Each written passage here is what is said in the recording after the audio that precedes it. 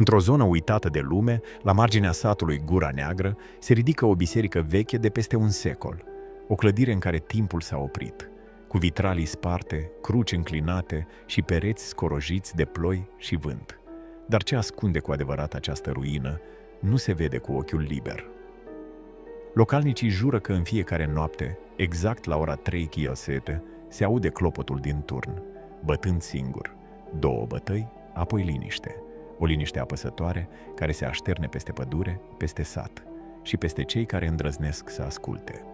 Legenda locului vorbește despre un preot care, într-o noapte de toamnă, a urcat în turn pentru a opri un incendiu. Flăcările au înghițit acoperișul, dar când oamenii l-au găsit, trupul lui era carbonizat, cu mâna încă încleștată pe funia clopotului. De atunci, spun bătrânii, spiritul lui bate clopotul, noapte de noapte. Întotdeauna la 3 mosăte. Întotdeauna de 2 ori. Zvonurile au atras atenția unei echipe de investigatori ai fenomenelor paranormale.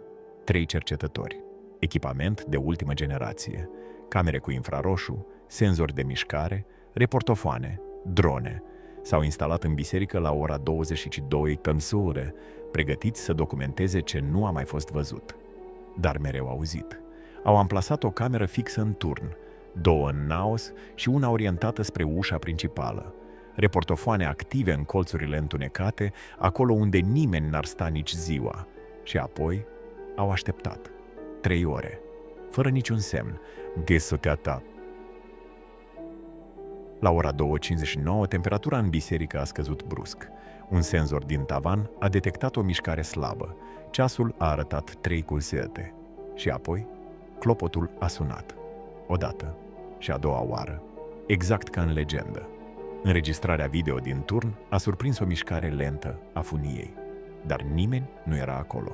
În fundal, o formă încețoșată a apărut lângă clopot, o siluetă înaltă, nemișcată, imobilă, dar prezentă. Echipa a părăsit biserica la 3:15 cu inima bătând nebunește și cu întrebări fără răspuns. Ce a fost acolo în turn?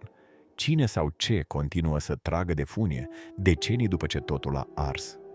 Dacă ai auzit și tu bătăile, spune-ne în comentarii ce ai văzut. Vrei ca cercetătorii să revină